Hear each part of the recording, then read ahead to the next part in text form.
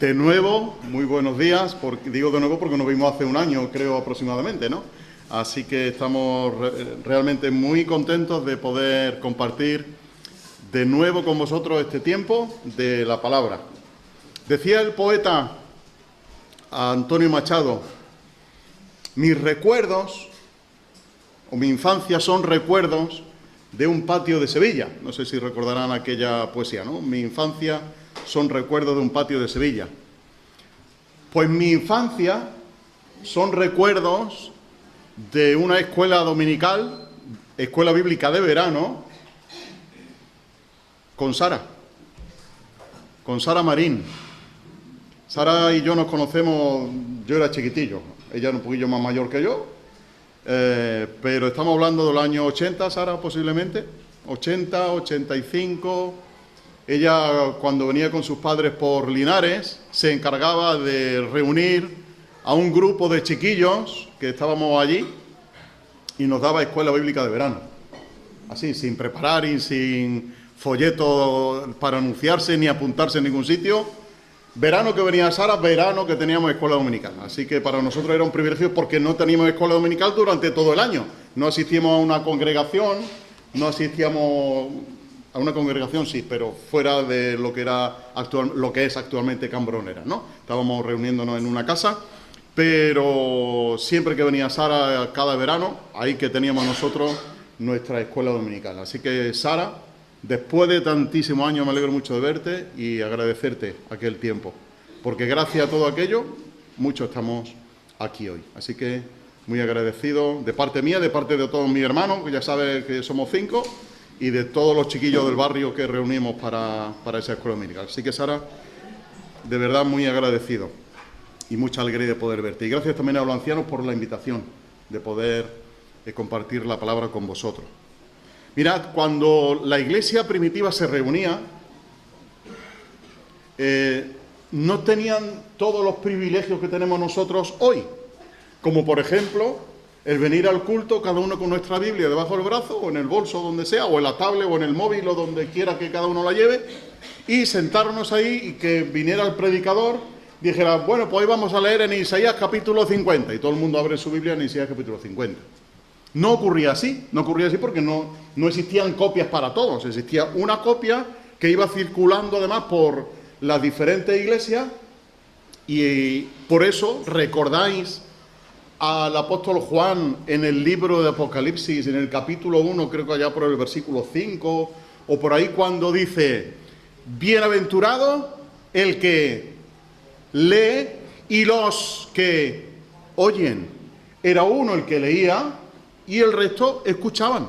Es decir, que venían como vosotros estáis aquí hoy, se sentaban allí y había solamente una persona que leía y el resto escuchaban. Porque no tenían Biblia para consultar, para seguir la lectura, ni nada de esto, ¿no? Y más tarde existió esa figura oficial del lector. Y el lector era la persona que se dedicaba a leer la Escritura. Y no solamente que llegaba allí el día del culto y abrían la Biblia y la leían, ¿no? Tenía que preparárselo en su casa. ¿Y sabéis por qué? Porque el antiguo griego se escribían todas las letras en mayúscula y encima juntas. Y tú imagínate el lío de meter palabras juntas, saber dónde tienes que dividir una palabra para que tenga sentido, y necesitabas, por lo tanto, tiempo en tu casa para prepararte la lectura, para venir el domingo y escuchar toda una carta, escuchar todo un libro de la Biblia. Porque no leían fragmentos como nosotros lo leemos hoy. A mí me apena una cosa, yo doy clase de homilética en varias escuelas dentro de la Asamblea de Hermanos, y a mí hay algo que me entristece mucho. ¿Y sabéis lo que es? Que cogemos un versículo, lo leemos y estamos 50 minutos hablando de ese versículo. Y en la antigua iglesia era al revés. Estaban leyendo 50 minutos y 5 minutos de comentario. Porque entendían que era la palabra del Señor la que debía venir directa a los corazones, no tanto la palabra del predicador. No digo que esté mal lo que estamos haciendo, entendedme, ¿no? Pero sí es verdad que estamos perdiendo de alguna u otra manera ese sentido de leer la Escritura. Y yo os invito a que tengáis ese propósito en vuestra vida de leer la Biblia todos los años. De que cuando nos sentemos, por ejemplo, a leer un libro de la Biblia, lo leamos de principio a final. La iglesia primitiva, hay registros que dicen que se sentaban todos alrededor de la palabra y se leían el libro de Apocalipsis antes de la mesa del Señor. Qué maravilloso sería, ¿no? Decir, hermano, hoy vamos a dedicar 1 hora y media, 2 horas a leer todo el libro de Apocalipsis y después celebramos la mesa del Señor. ¿Por qué lo hacían así? Bueno, en primer lugar, por esa razón de que no todo el mundo sabía leer, de que no había libros suficientes, pero enfatizaban el libro de Apocalipsis como el libro que daba esperanza a una iglesia perseguida. A una iglesia que estaba en completa persecución de parte de diferentes emperadores, de una iglesia que estaba sumida en el caos, de que estaba sumida en que no sabía qué iba a ser de ella en el futuro, y sin embargo el libro de Apocalipsis les traía consuelo, les traía esperanza, les traía ánimo en medio de sus circunstancias. Así que yo me animo a mí mismo, o animo también a vosotros, a que tengáis un plan de lectura anual, de que leáis libros completos, de que no tomemos de aquí y de allí, sino que consideremos las grandes narrativas de la Biblia, que son muy importantes dentro del plan redentor de Dios, y que de alguna manera sea la palabra la que nos impacte, la que nos llene, la que toque nuestro corazón, toque nuestras vidas y nos haga seguir hacia adelante. ¿Son malas las palabras del predicador? No, en absoluto. No son inspiradas, también hay que decirlo. La inspirada es la palabra, ¿eh? El expositor lo que tiene que hacer es prepararse concienzudamente para traer la sana doctrina. Y es sana doctrina no solamente porque es buena, porque es sana, sino porque además sana a otras personas, ¿eh? Y eso es muy importante también que lo tengamos en cuenta. Así que os voy a pedir hoy, en esta mañana, un ejercicio de paciencia conmigo. En el sentido de que voy a leer una narrativa bíblica que se encuentra en el Antiguo Testamento, que también lo tenemos un poquillo olvidado, pero que tiene su importancia, ¿vale?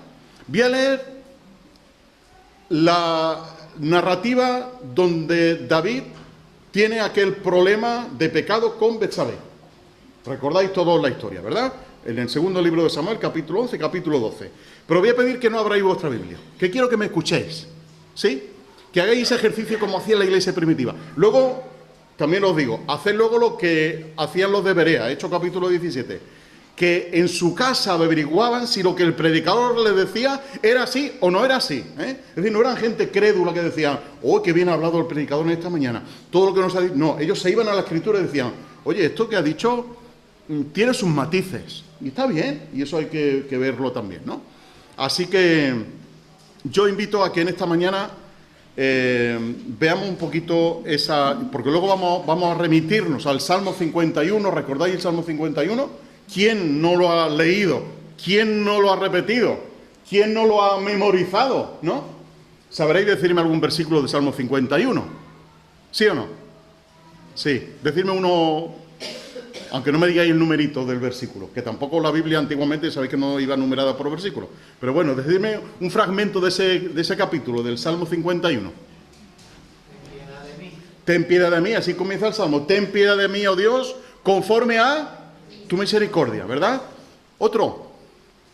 Crea en mí, oh Dios, un espíritu recto. Crea en mí, allá por el versículo 10. Crea en mí, oh Dios, un corazón recto y un espíritu recto delante de ti, ¿no? ¿Recordáis todo aquello, verdad? Pues ese salmo tiene su origen en el segundo libro de Samuel, capítulo 11 y capítulo 12, ¿vale? Que es lo que yo quiero leer en esta mañana para que sigáis un poco el argumento. Así que os pido un ejercicio de paciencia conmigo. Voy a leer toda la narrativa, pero como voy a leer una versión que a lo mejor es un poco más diferente a la tuya, no pasa nada. Tú sígueme con el oído, y si de vez en cuando quieres con el rabillo del ojo echarle un vistazo por donde voy, perfecto. Pero no te pierdas, ¿vale? No pierdas el hilo de la lectura. Dice así: cuando llegó nuevamente la primavera, estamos hablando del capítulo 10, que ahí David con los amonitas pues tenía siempre su guerra y tenía siempre sus conquistas, tenía siempre su momento de tensión, de ir y venir, ¿no? Dice, cuando llegó nuevamente la primavera, el aniversario de la agresión de los amonitas, David envió a Joab y a sus combatientes de Israel con la misión de aniquilar a los amonitas de una vez y por todas. Ya estaban cansados de los amonitas y dijeron, hay que quitárselo de en medio, como sea. Así que sitiaron Rabá mientras David permanecía en Jerusalén, cosa que no se debía de hacer. El rey tenía que ser el primero en estar en la batalla, pero no lo hizo David. Una tarde, de esas de primavera, David se levantó de su siesta y se paseó por la azotea del palacio. Desde su punto de observación en la azotea vio a una mujer bañándose. La mujer era de una belleza deslumbrante. David mandó a preguntar por ella y le dijeron, es Betsabé, hija de Eliam y esposa de Urías elitita. Os pongo en antecedentes. Eliam y Urías elitita eran de los 37 guerreros de élite de las fuerzas especiales del rey David. Eliam, que era además hijo de Aitofel, y Aitofel era uno de los mejores consejeros de David. ¿Vale? Quedaos con esa información ahí, porque es muy importante. Y Urías lo mismo, era uno de los 37 del cuerpo de élite. Tenía David como sus mejores guerreros, ¿no? Luego le echáis un vistazo en el capítulo 23 o por ahí, se menciona todo esto. Es Betsabé, hija de Eliam, y esposa de Urías elitita. David envió a sus mensajeros para que la llevaran con él. Y cuando llegó, se acostó con ella. Eso ocurrió durante el periodo de purificación, después de la menstruación. Luego ella volvió a su casa. Al poco tiempo se dio cuenta de que estaba embarazada, por lo que le avisó a David y le dijo, estoy embarazada. David se puso entonces en contacto con Joab. Envíame a Urías elitita. Joab lo envió. Cuando llegó, David le pidió información del frente de batalla, de cómo le iban las cosas a Joab y a las tropas, y respecto de los combates. Luego, después de que Urías le informa de cómo iba todo, le dijo a Urías, vete a casa, date un baño reconfortante y descansa bien esta noche. Después de que Urías salió del palacio, un informante del rey lo siguió. Sin embargo, Urías no se fue a su casa, sino que durmió esa noche a la entrada del palacio junto con los siervos del rey. Plan A de David. Bueno, esta mujer está embarazada.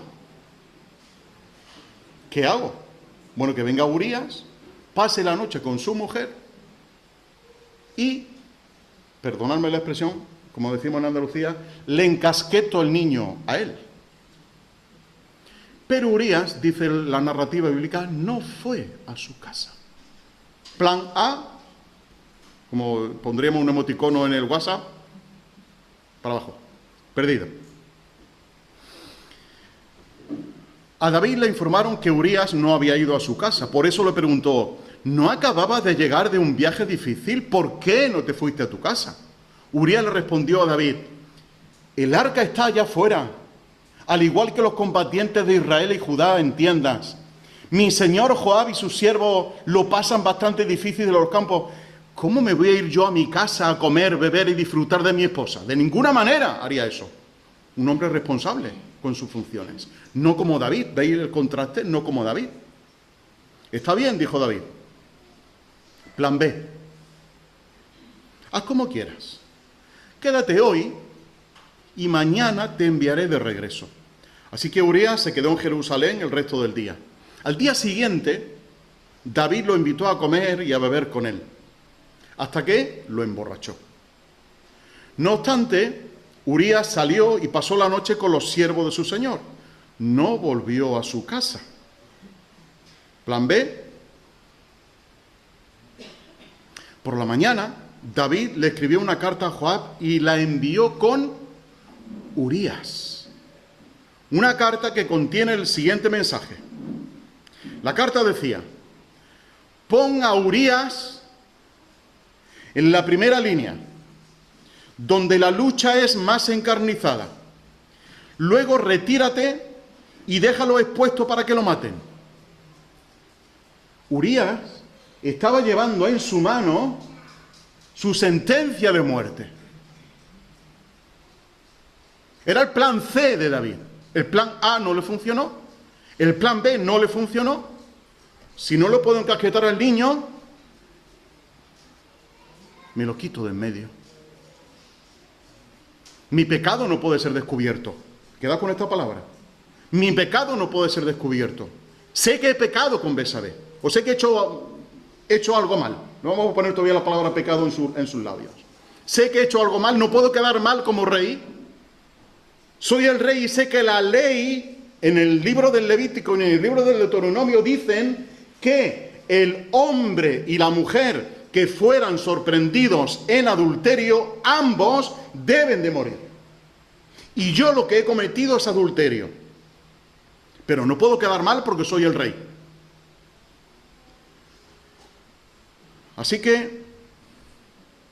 Así fue que Joab, que tenía sitiada la ciudad, puso a Urías en un lugar donde sabía que había guerreros enemigos muy violentos. Cuando los defensores de la ciudad salieron a combatir a Joab, algunos de los soldados de David murieron. Entre ellos, ¿sabéis quién? Urías el hitita. Joab envió a David un informe completo de la batalla e instruyó al mensajero con estas palabras: después de que le hayas dado al rey un informe detallado de la batalla, si se pone colérico, porque hemos perdido, si se pone colérico, dile, por cierto, tu siervo Urías el hitita ha muerto. El mensajero de Joab llegó a Jerusalén, le dio un informe completo al rey, le dijo, el enemigo fue superior, avanzaron sobre nosotros a campo abierto y logramos hacerlos retroceder hasta la puerta de la ciudad. No obstante, una lluvia de flechas nos alcanzó desde la muralla y 18 soldados del rey murieron. Cuando el mensajero terminó su informe de la batalla, David se enojó con Joab. Entonces se desahogó con el mensajero. ¿Por qué os acercasteis tanto a la ciudad? ¿No sabíais que os atacarían desde la muralla? ¿No recordáis cómo mataron a Abimelech, hijo de Gedeón? ¿No le arrojó una mujer una piedra de molino desde la muralla y lo aplastó en Tebes? ¿Por qué os acercasteis a la muralla? Ocurrió lo que Joab sabía que iba a ocurrir. Se puso encolerizado. Se cabreó, se enfadó. Y en medio de ese calentón emocional que tiene David, por cierto, dijo el mensajero de Joab, tu siervo Urías el hitita está muerto. Entonces David le dijo al mensajero, ya veo. Dile a Joab, no te aflijas por esto. La guerra mata. Unas veces a unos, otras veces a otros. Nunca se sabe quién será el próximo. Intensificad el asalto a la ciudad y destruidla. Anima a Joab. Qué descaro, ¿no? ¿Os parece descarado lo que está diciendo David? O sea, quieres quedar bien delante de todos, hasta de Joab. Joab sabe lo que había tramado David. Pero quieres quedar bien, quieres ocultar lo que has hecho. Cuando la mujer de Urías se enteró de que su marido estaba muerto, lo lloró. Pero al terminar el tiempo del luto, David mandó a alguien para que la llevara a su casa. Ella se convirtió en su esposa y le dio un hijo. Sin embargo, dice la Biblia, a Dios no le agradó en lo absoluto lo que David había hecho. Y le envió a Natán, que le dijo a David, atención. Yo cuando leí esta parábola que cuenta ahora Natán, siempre he identificado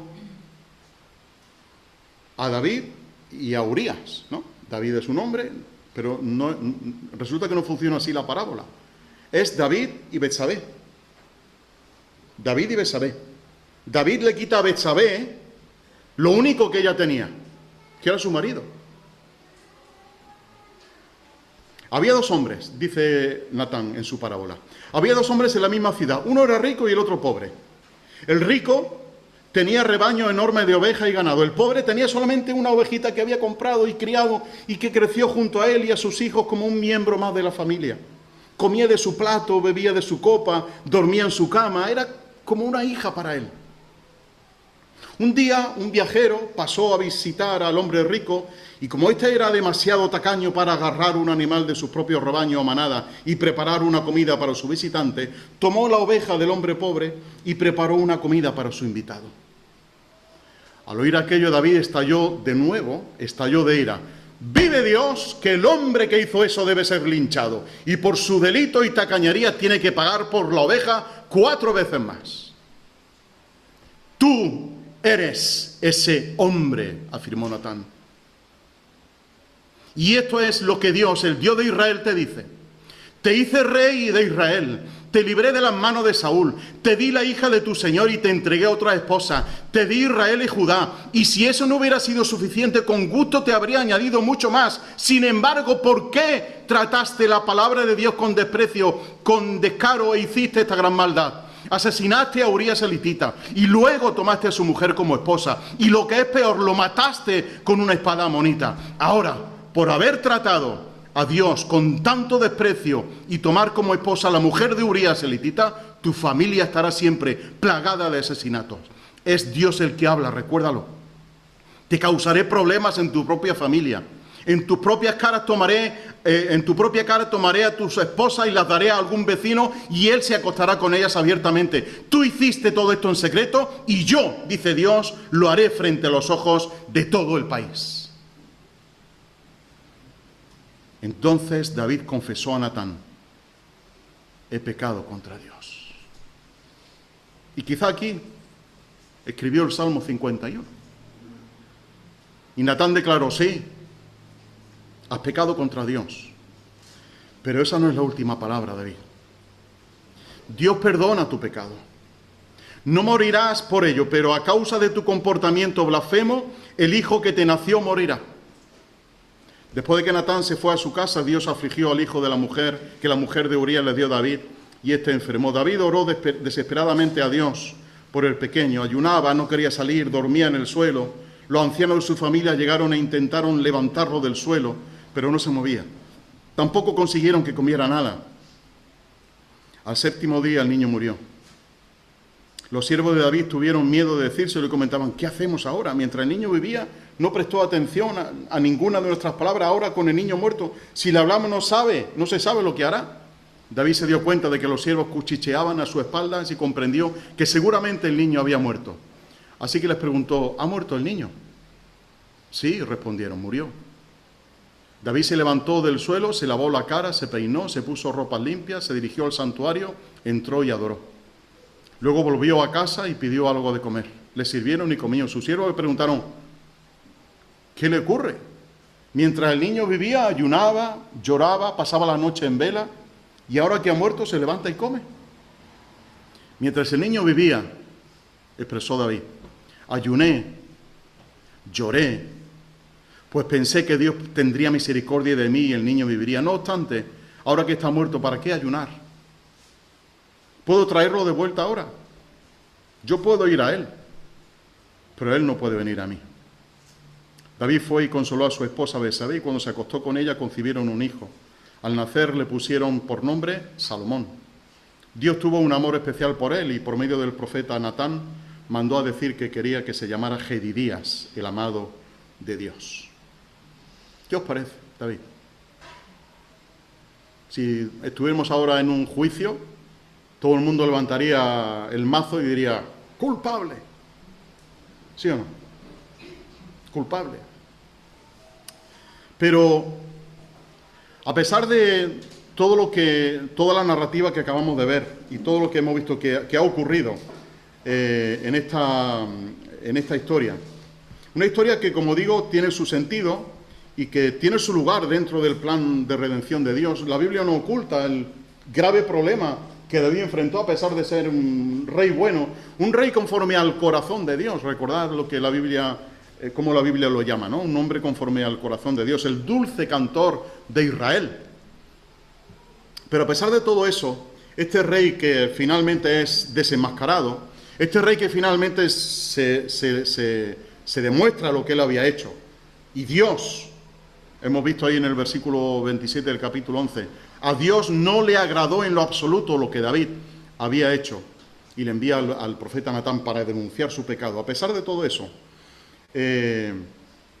hay algo que luego David escribe en el Salmo 51, que todos conocemos, cuando le clama piedad a Dios. Y quiero desgranaros rápidamente en estos minutos que me quedan, quiero desgranaros ese salmo. Ese salmo que tiene como trasfondo todas estas cosas tan terribles que acabamos de ver. Porque hay una sucesión de eventos, hay una sucesión de decisiones, hay una sucesión de que va increciendo cada vez más, horripilante de parte de David. Y todo por guardar su apariencia como rey. Todo porque no se descubriera lo que él había hecho. El capricho que le había venido a su mente de tener a esa mujer, a pesar de saber que era hija de Eliam y esposa de Urías, nieta de Ahitofel, de su consejero, de dos de sus personas del cuerpo de élite que tenían, de sus fuerzas especiales. A pesar de todo eso, él se encaprichó de Betsabé. Y el relato que acabamos de ver se ocupa de decirnos que sí, que fue David el que dejó embarazada a Betsabé, que no era posible que fuera de Urías, era imposible, porque ella había terminado su periodo de mujer y se estaba lavando de su inmundicia, y por lo tanto era imposible que estuviera embarazada de antes, era imposible. Por eso la Biblia se encarga de decir, es que ocurre esto, hay este antecedente, era imposible que ella estuviera embarazada de antes, el hijo es de David. Y luego lo que hemos visto de Urías, que no va a dormir con su mujer por 2 veces porque tenía más honor que David, que se había quedado en su palacio en vez de estar allí en el frente de batalla, ¿no? Y cuando todo se desmonta, cuando todos los planes de David parece que se van desmontando uno y otro hasta que finalmente él dice, me veo acorralado, no hay lugar ahora para solucionar el problema, me quito a Urías de medio. Y ahora sí me puedo casar con ella, la puedo tomar como esposa, y aquí no ha pasado nada. El hijo habrá nacido 7 mesinos, octomesinos, disimulamos un poquito, pero entra dentro de las posibilidades para que yo no sea descubierto. Pero es terrible todo lo que David idea para ocultar o para salvaguardar su imagen como rey. Porque él sabía que estaba quedando y podía quedar fatal como rey. Y ante eso él prefiere quitarse a Urías de en medio. Y quitárselo como si no hubiera pasado nada. Como una circunstancia más de la guerra. La guerra mata, dice él. Una vez le toca a uno, otra vez le toca a otro. Y ahora le ha tocado a Urías. David, ¿tienes ese descaro? Claro, nosotros jugamos con una ventaja cuando leemos los pasajes bíblicos, y es que conocemos lo que va a pasar, ¿no? Y estamos leyendo, pero los que están allí viviendo esa escena no saben lo que ha pasado. No saben que David ha mandado que Urías esté en la primera línea de batalla y cuando estén allí lo dejen solo. Era blanco y en botella que lo iban a matar. No estaba protegido por sus hombres, estaba solo. Y jugamos con esa ventaja y quizás no captamos la fuerza del hecho, ¿no? Pero los que vivían, lo estaban viviendo ese hecho, dirían, oye, pues es verdad, la guerra es que es así. Ha sido una mala estrategia, no sabemos de quién, pero ha sido una mala estrategia de ir ahí. Pero Dios sí sabía de quién era esa mala estrategia. David sabía de quién era esa mala estrategia, era suya. Y como estratega de guerra había quedado fatal. Y Joab posiblemente fuera conocedor de lo que David estaba tramando. David está ocultando algo y aquí hay cosas que no me cuadran, diría Joab. ¿Cómo que los pongamos al frente y que cuando la batalla sea más recia lo dejemos solo? Eso no lo hace un ejército, David. Pero bueno, tú eres el rey, tú sabrás. Y esto es porque cuando Joab le manda el informe a David, le dice, y si el rey se pone colérico, si el rey, dile que también han matado a Urías, que era lo que él quería. O sea que Joab sabe de qué va el tema, ¿no? Pero cuando viene Natán, cuando eso sabe que a Dios no le ha agradado en absoluto, y viene Natán con el mensaje, con esa parábola, donde se demuestra que David va por la persona más débil, en este caso Betsabé, cuando le quita lo que más quería ella, que era a su Urías, a su marido. Cuando David sabe que eso ha ocurrido, claro, él dice, si eso lo hubiera hecho otra persona, en este caso, pues debe de pagar por la oveja 4 veces más. La justicia para los demás, ¿no? Pero no para mí. Pero cuando Dios señala con su dedo y le dice, tú eres ese hombre. Tú eres ese hombre que debe pagar 4 veces más. Ahí David tiene sentimiento de lo que es su pecado realmente, entiende lo que ha hecho y dice, he pecado contra el Señor. Y en algún momento de eso es cuando escribe él el Salmo 51. Ese salmo que, como digo, lo habremos leído, releído, habremos llorado hasta encima de él. Pero el Salmo 51 tiene algo muy especial. Y es que David tiene una serie de agravantes. ¿Sabéis que en un juicio hay agravantes? ¿Hay algún abogado en la sala?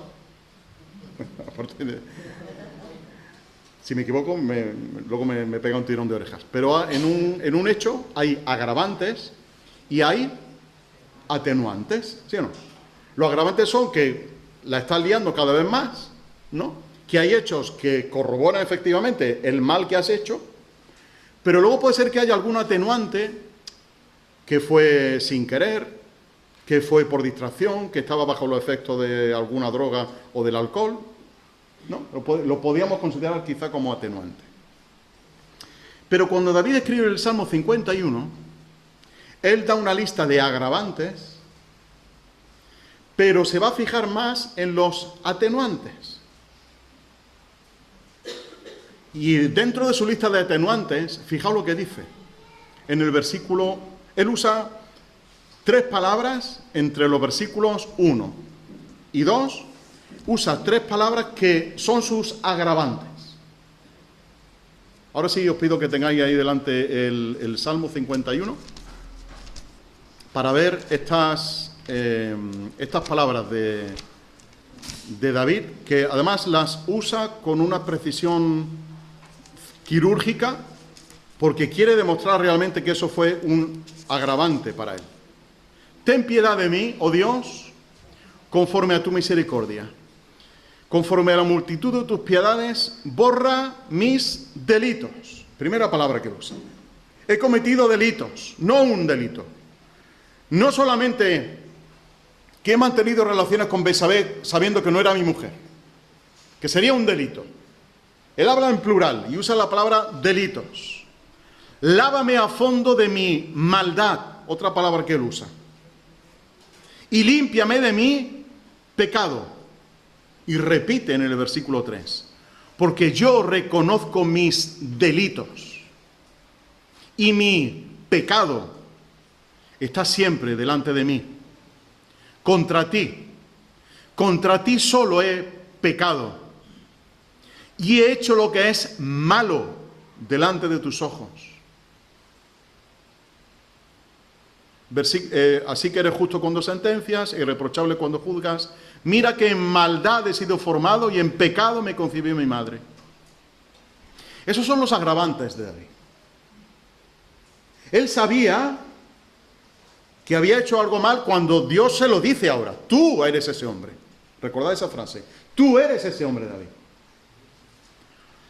Y es uno de esos agravantes, él entiende que aquello no fue un accidente. Aquello fue una rebelión. Él lo hizo a sabiendas. Sabía lo que estaba haciendo. Y sabía que estaba mal. Sabía que la ley decía que no podía tener otra mujer de otro hombre. Levítico capítulo 20, Deuteronomio capítulo 22. No podía porque si eran sorprendidos los dos, tenían que ser llevados a la muerte. Y él está abusando de su autoridad como rey. ¿Quién es esa mujer? Me encapricho de ella, me gusta. ¿Quién es? Es fulana, tráemela para acá. Sabía lo que estaba haciendo. Y cruza deliberadamente la línea de la decencia, la línea de la honradez, abusa de su autoridad, porque le dice, envió a que trajeran a Betsabé, envió carta, envió, lo repite en 2 Samuel capítulo 11 varias veces, envió porque tenía autoridad para hacerlo. Y sabía que estaba despreciando conscientemente la ley de Dios. Y él lo llama a eso delitos. Pero usa también la palabra maldad. Y la maldad no es porque el pecado hace solo algo malo, sino que deforma el corazón. Va deteriorando nuestra moral. El pecado mata. El pecado estropea. La paga del pecado, dice Pablo en Romanos, ¿qué es? La muerte.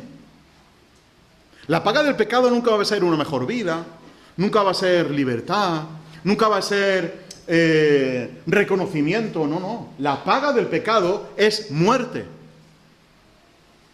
Y el pecado, aunque al principio se presente como algo atractivo, algo que no va a pasar nada, al final es muerte.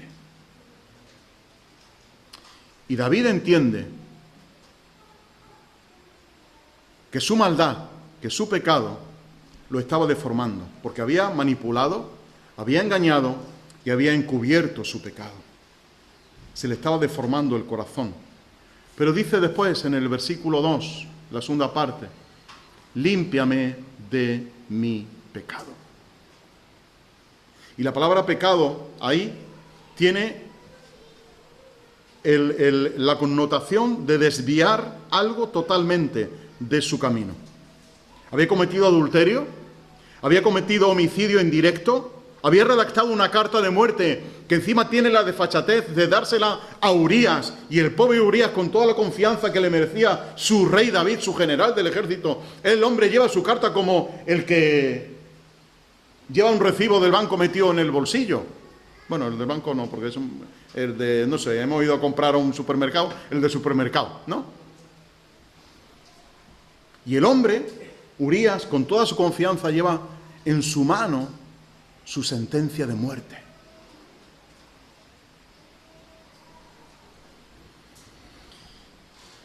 Y Urías no abrió la carta durante el camino, porque si lo hubiera abierto sabría que estaba tramando a David. Pero él fue honrado con su rey y mantuvo la carta sellada y manteniendo su lealtad a su rey. ¿Sabéis que el pecado nos aleja del propósito santo de Dios? ¿Sabéis que el pecado nos aparta de la voluntad de Dios? El pecado nos separa completamente de Dios. Lo dice Pablo también en Romanos capítulo 3, que no hay justo ni aun uno, no hay quien entienda, no hay quien busque a Dios, porque ninguno llegamos a alcanzar la gloria de Dios. Estamos separados de la gloria de Dios. Y el pecado estropea cada vez más esa relación. El pecado nunca va a mejorar nuestra relación con Dios. Al contrario, le va a estropear. Bueno, pues estos son los tres agravantes de David.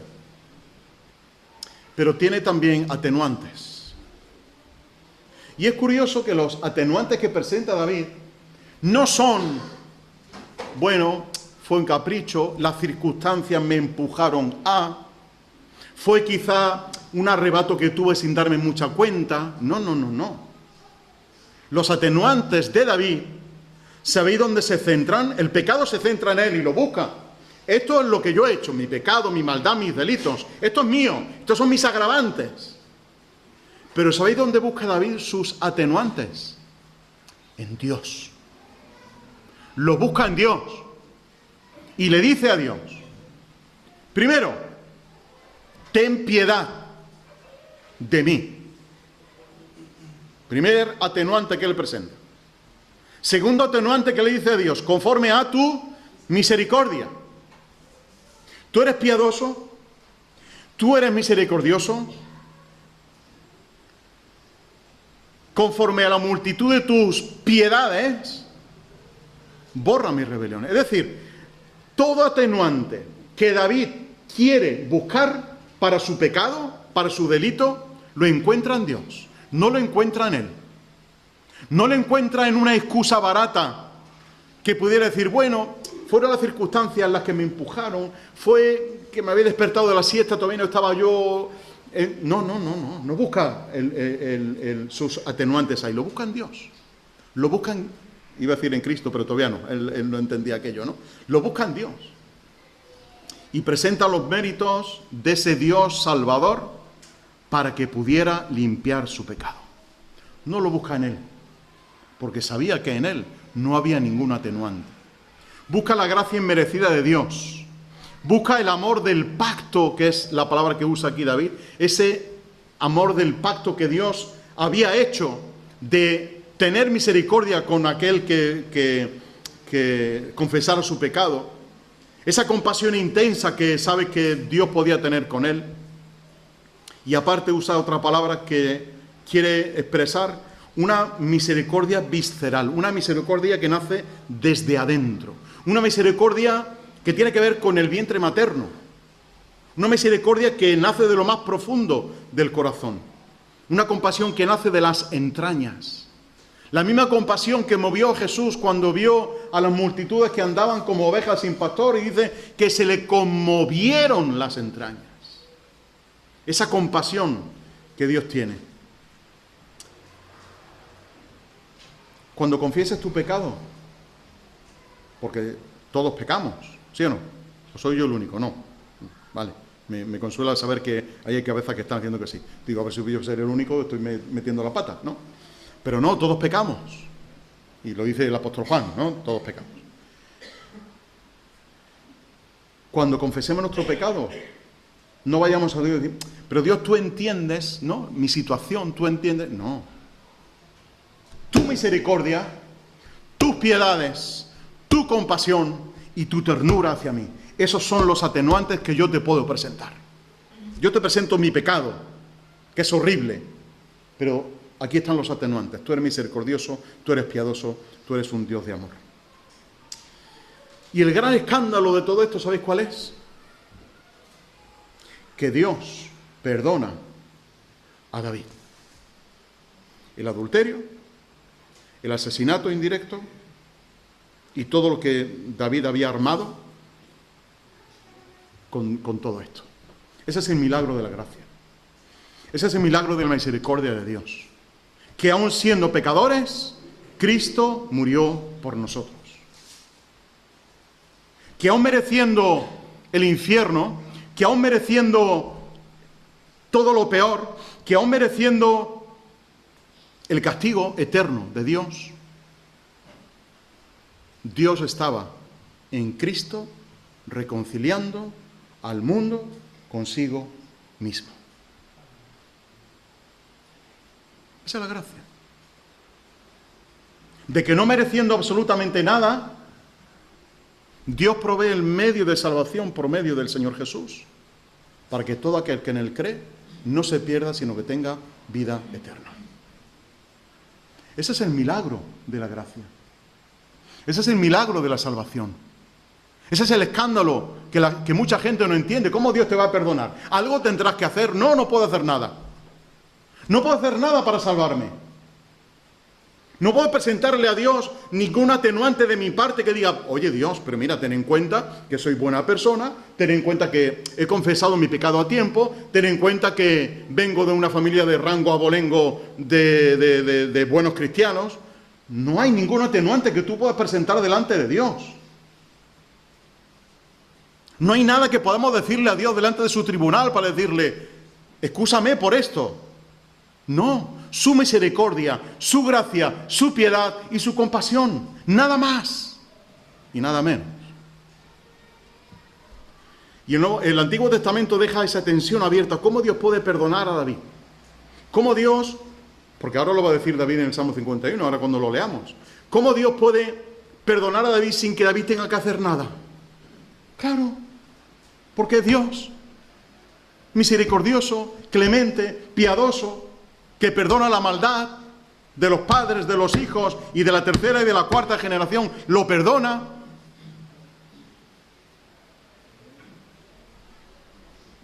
Y David fue perdonado porque Cristo cargaría su culpa en la cruz del Calvario.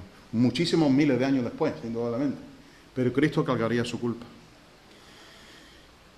Y David le dice a Dios, mira, borra mis rebeliones. Bórralas. Como si nunca hubieran existido. Tenemos en el cole una compañera de allí, maestra, que los niños la llaman la maestra borrona. La maestra borrona es porque cuando ve algo mal en la libreta, en vez de corregírselo, dice, venga, bórralo y hazlo de nuevo, ¿no? No se lo pone en rojo ni en verde, venga, bórralo. Yo al borrador lo llamo el artefacto de las segundas oportunidades. Siempre se lo digo a los niños, digo, tienes el artefacto de las segundas oportunidades, aprovéchalo. Y cogen su borrador, lo borran y lo corrigen, ¿no?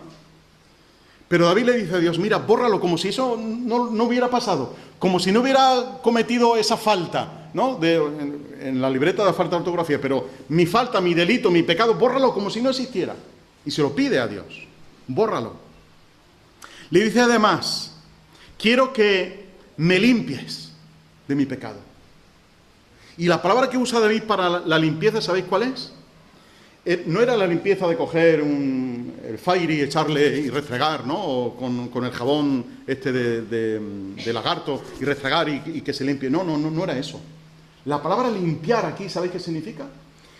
Se usa para los bataneros, explico, porque esto hoy día no se usa, ¿no? Pero los bataneros antiguamente, sobre todo en aquellas zonas del Antiguo Oriente, cogían las prendas de lana y era un tejido muy suelto para compactarlo para que fuera un tejido más fuerte, le daban golpes con mazos de madera, ¿no? Le echaban arcilla, le echaban agua, le echaban diferentes productos y después lo pisoteaban, lo machacaban, lo iban triturando, le iban dando golpes y golpes y golpes hasta que el tejido se quedaba compacto. Y eso era a base de golpes. Y David le dice a Dios, limpia mi pecado, pero límpialo así, a golpes. No suavito para que no se estropee con perlán, para que no se estropee la prenda. No, dame golpes para limpiar mi pecado. Porque sabéis que la restauración puede doler. Y a David le dolió la restauración. David, yo perdono tu pecado, pero esto no va a quedar así. Tu hijo va a morir. Y bueno, ahí hemos visto todo el proceso de duelo que pasa David, ¿no? Y finalmente le dice a Dios, crea en mí un corazón limpio y un espíritu recto dentro de mí. Y sabéis que esa palabra crear que usa ahí David, es la misma palabra que se usa en el libro de Génesis capítulo 1 y versículos 1 y 2. En el principio creó Dios los cielos y la tierra. De la nada Dios crea algo. Pues eso es lo que David le pide a Dios. Crea desde la nada. No tengo nada sobre lo cual construir algo digno, pero tú sí puedes hacerlo, Dios. Tú puedes crear desde la nada. El confesar el pecado no es un maquillaje espiritual. ¿Sabéis lo que dice Pablo con respecto a nuestra salvación? Que Dios no te recibe y te dice, oye, esa prenda parece que la llevas un poco estropeada, ¿no? Parece que tu vida está un poquillo manchada, ¿no? Vamos a darle un poquito para ver si logramos quitar esa falta. No, dice Pablo. Dios te desviste completamente y te pone, ¿sabes qué ropaje? El ropaje de Cristo. Te pone su justicia, te pone su perdón, te pone, por eso dice en 2 Corintios capítulo 5 versículo 17, el que cree es una nueva criatura. El que cree en Cristo es una nueva criatura. Las cosas viejas pasaron y aquí todas son hechas nuevas, no construidas a partir de, sino de la nada, Dios crea nuevas criaturas. ¿No te parece eso un escándalo? ¿No te parece eso un milagro de parte de Dios? Porque la Biblia lo ve así, que el perdón no es un remiendo, el perdón no es un ajuste moral, el perdón es crear un corazón nuevo. ¿Y sabes qué? Que Dios no produce una mejor versión de ti. Hoy día te compras un programa y está a todo rato actualizándose, ¿no? Pero se actualiza sobre algo que ya existía, ¿no? Hoy día con la IA te ocurre lo mismo, te pagas un producto de estos de IA y a cada rato está actualizándose. Lo peor es cuando se actualiza y tienes encima que pagar más, ¿no? Pero se están actualizando, pero sobre algo que hay ya hecho, pero Dios no hace esas actualizaciones de ti. Borra todo lo que eres y te da una nueva creación. Te da una nueva criatura. Los que están en Cristo, nueva criatura es. Así que el Evangelio, hermanos, amigos, no maquilla. El Evangelio transforma naturalezas. El Evangelio transforma lo que tú eres. El Evangelio transforma por completo al ser humano.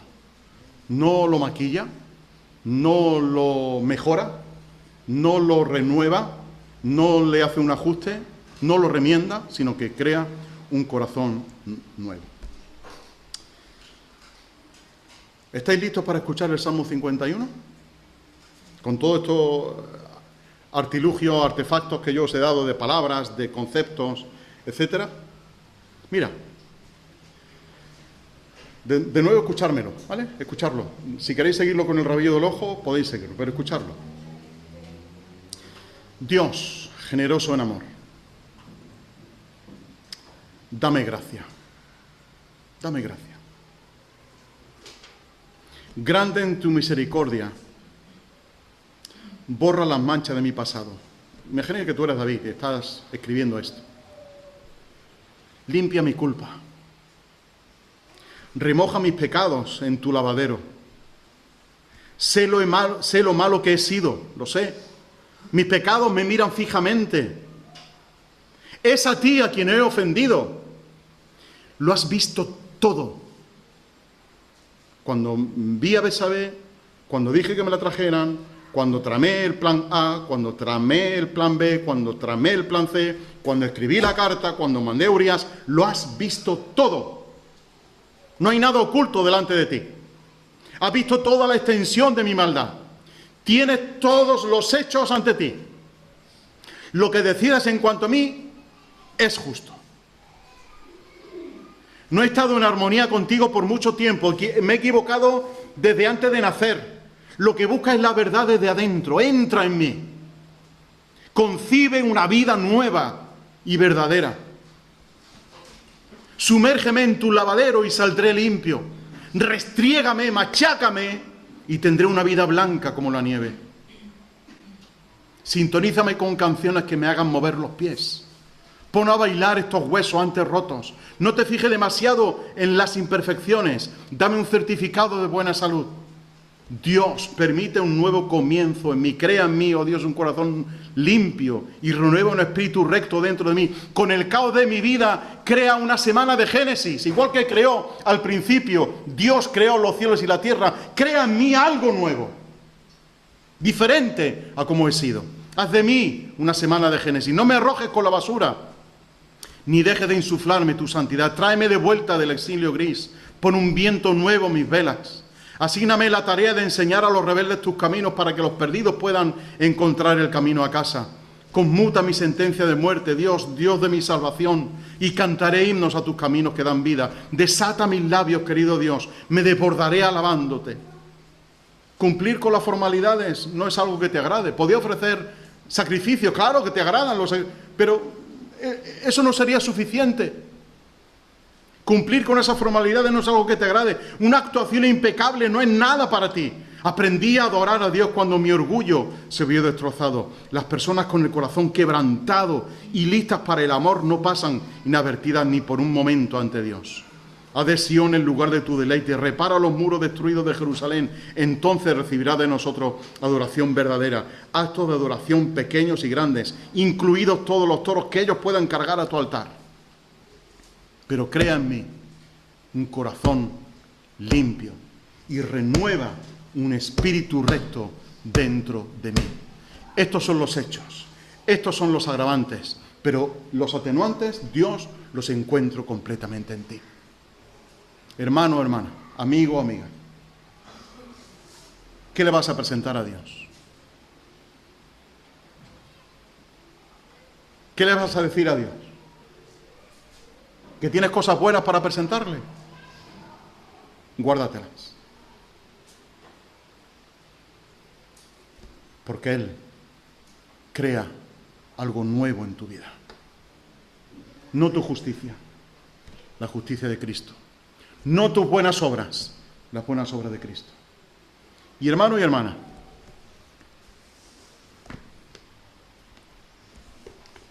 ¿cómo llevamos nuestra vida de santificación? Ese progreso, ese avance en la carrera cristiana. ¿A base de que queremos hacer muy buenas obras para impresionar a Dios? ¿A base de decirle, mira a Dios lo que soy capaz de hacer? Mira a Dios que he ayudado, mira a Dios que he hecho, mira a Dios que he venido, mira a Dios que he ido.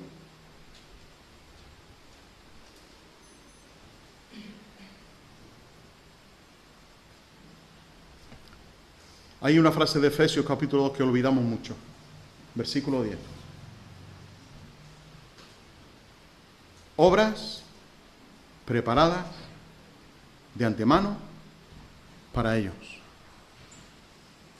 Somos llamados no a que tú te inventes y yo nos inventemos obras para agradar a Dios, para impresionar a Dios y que nos diga, oye, qué buen creyente eres. Madre mía, me ha dejado súper impresionado. Estoy, vamos. Dios te salva, te pone en el camino, no por obras para que nadie se gloríe, y somos salvos por gracia, por medio de la fe, no por obras para que nadie se gloríe, sino que después andemos en las obras que Dios preparó de antemano para ellos. Así que tu obra, no, su obra. Yo siempre digo que el creyente no es salvo por obras, es salvo por una obra. ¿La obra de quién? La de Cristo. Es su obra, no tus obras. Así que anímate, que la vida cristiana es difícil, muy difícil. Vendrán problemas. Si no han venido ya, vendrán. Si no los tienes ya en el presente, que los tenemos, pero vendrán. Pero Dios construye, Dios ha construido, Dios ha creado, mejor dicho, ha creado algo nuevo en ti. Ha puesto el gozo de su salvación en tu vida. No vivamos la vida cristiana arrastrando los pies.